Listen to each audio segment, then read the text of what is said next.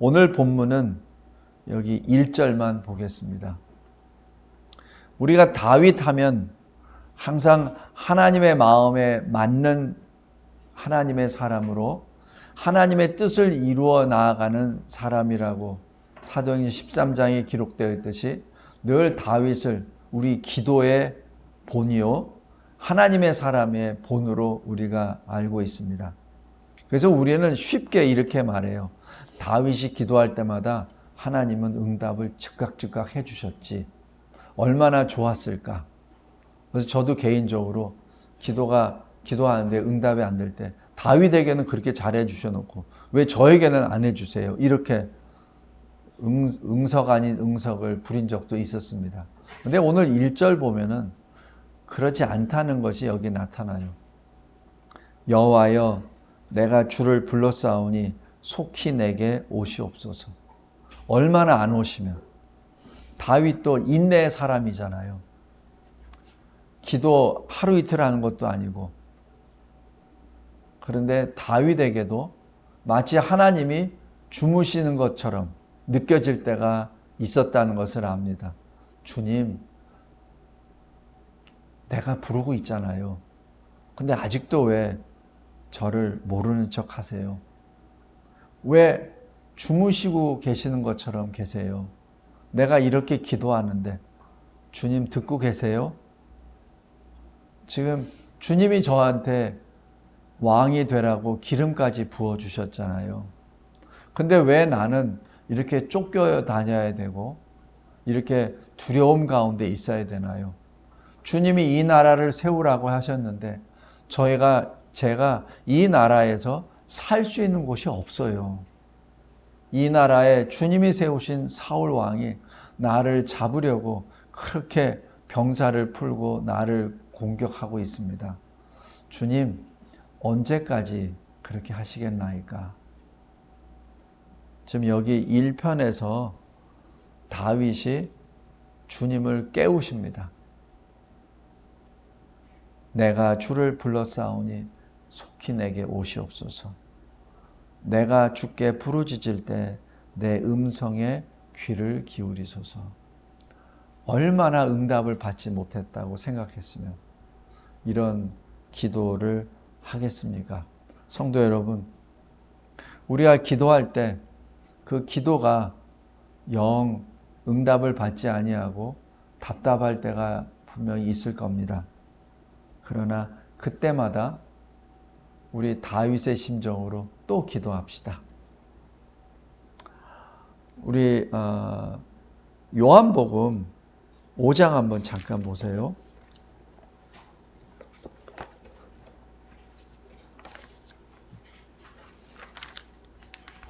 우리가 잘 아는 것처럼 38년 된 중풍병자가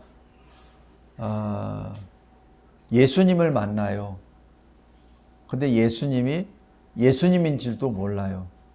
예수님이 내가 낫고자 하느냐라고 했을 때 예라고 대답도 못해요. 그냥 신세타령 자기에게는 돕는 사람이 없어요. 그래서 내가 아직까지도 이 모양 이 꼴입니다 라고 말합니다. 예수님의 질문은 내가 온전케 되기를 원하냐, 병 낫기를 원하느냐, 지금 그 질문이었거든요. 그러나 자기 신세 타령입니다.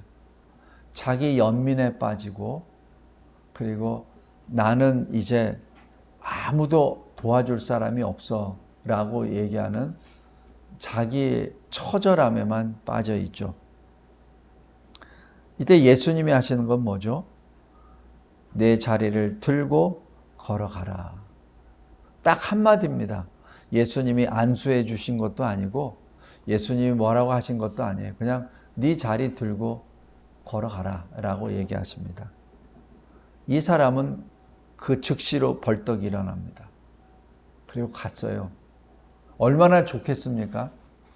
그러나 이 사람에게는 예수님이 눈에 보이지 아니하고 자기가 온전히 걷게 됐다는 것만 느끼게 됐죠. 예수님께 아무런 감사도 하지 아니하고 경배도 하지 아니하고 그냥 자리를 들고 가버리고 맙니다. 나중에 유대인들이 이 일이 안식일에 일어났다는 것을 알고 누가 그렇게 하더냐라고 했을 때 예수라는 것도 몰라요. 근데 예수님이 이 사람을 찾으세요. 이게 예수님의 또한 은혜의 역사입니다. 예수님은 자기를 버리고 간 사람을 그냥 내버려 두지 않으세요. 저 같으면은 그냥 저도 버려요. 저 같으면은 제가 실컷 해줬는데 그냥 모른 척하고 가버리잖아요. 돌아오지 않잖아요. 저 안 찾아요. 안 찾습니다. 근데 예수님은 찾으세요. 어디서 찾으시냐면 성전에서 찾으십니다. 그래도 이 사람이 그래도 하나님을 믿는 사람인지 그거는 정확히 모르겠으나 성전에서 서성거리고 있는 것을 예수님이 보고 계시고 예수님이 말씀하세요. 예수님이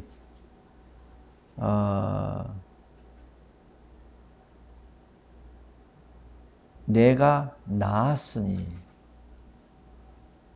더 심한 것이 생기지 않게 다시는 죄를 범하지 말라.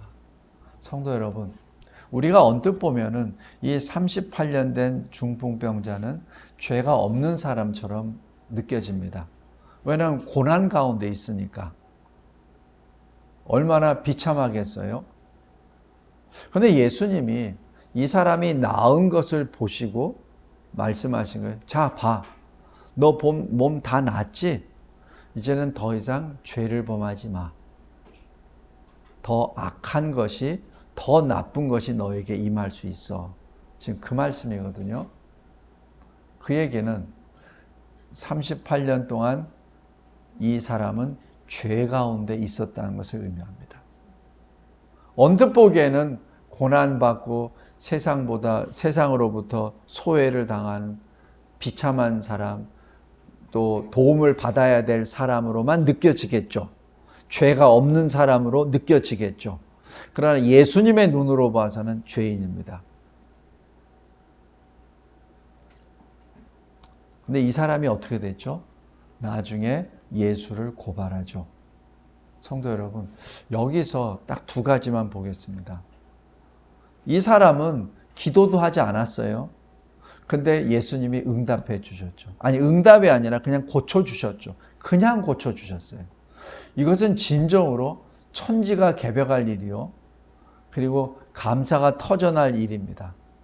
근데 이 사람에게는 더 악한 일이 생겨버렸죠. 차라리 중풍병에 걸리지 않았더라면, 아니, 차라리 중풍병 환자로 그냥 남았었더라면 요한복음 5장에는 기록되지 않았을 겁니다. 무슨 사람으로 기억되냐고요? 5장 18절 잘 보세요. 유대인들이 이로 말미암아 더욱 예수를 죽이고자 하니, 이렇게 나옵니다.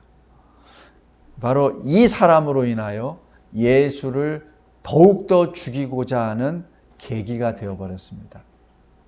분명히 중풍병이 나은 것은 그거는 복된 일이죠. 좋은 일입니다.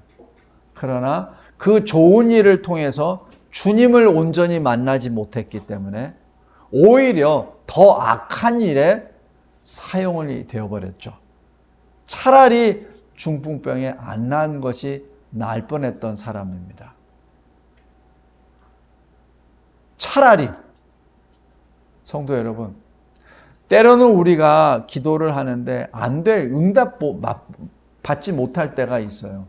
내가 몸이 아픈데 나 좀 낫게 해주세요. 근데 안 나. 나 좀 취직도 해주세요. 근데 취직이 안 돼. 내가 좀 일을 하는데 좀 일 좀 잘하게 해주세요. 그것도 안 돼. 근데 안 되게 되는 거에는 이유가 있어요. 근데 그 이유는 하나님이 아시고 내가 알아요. 내가 합니다. 하나님은 가장 좋은 때, 나에게 가장 유익할 때 응답해 주십니다. 만약에 내가 준비가 안 됐는데 응답이 돼버리잖아요. 그러면 요한복음 5장에 38년 된 중풍병자처럼 돼버립니다. 내가 준비가 안 됐는데 내가 그 복을 받아버리게 되면 그 복이 사실은 저주가 돼버립니다. 두 번째 교훈은 그럼에도 불구하고 예수님은 38년 된 중풍병자를 고쳐주세요. 예수님은 다 알고 계세요. 이 사람이 몸이 성해지면 나를 어떻게 고발하고 어떻게 할 건지를 다 아세요. 아시면서도 고쳐주셨고 아시면서도 그를 찾았고 아시면서도 그에게 권면해 주셨죠. 성도 여러분, 그분이 우리 하나님이십니다. 내가 어떻게 할 줄을 뻔히 아시면서도 나에게 은혜를 베풀어 주시고 나에게 복을 주십니다. 그러면 우리가 할 일은 무엇이죠? 예수를 버리는 것이 아니라 예수께 더 나아가는 겁니다. 오늘 시편 141편도 마찬가지예요. 다윗이 어떤 사람입니까? 마음에 맞는, 하나님의 마음에 맞는 사람이에요. 하나님의 뜻을 다 이루고자 하나님이 그렇게 부르시는 사람이요. 하나님이 직접 사무엘을 통하여 기름을 부어서 이스라엘의 왕으로 세운 바로 그 장본인입니다. 그러나 그 다윗이 왕이 되기까지는 10수년이 걸렸습니다. 그 기간의 삶은 141편 1절의 삶이었습니다. 여호와여 내가 주를 불렀사오니 속히 내게 오시옵소서. 내가 주께 부르짖을 때 내 음성에 귀를 기울이소서. 성도 여러분, 더 간절한 마음으로 주님 앞에 기도하고 주님이 정하시는 우리에게 가장 좋은 그때, 내 방법이 아니라 주님의 방법으로 주님의 나라와 의를 세워나가는 저와 여러분의 삶이 되시기를 예수 그리스도의 이름으로 기도합니다. 감사하고 감사합니다. 주님 앞에 간절히 기도합니다. 주님, 나의 기도를 들어주소서. 예수 그리스도의 이름으로 기도드렸나이다. 아멘.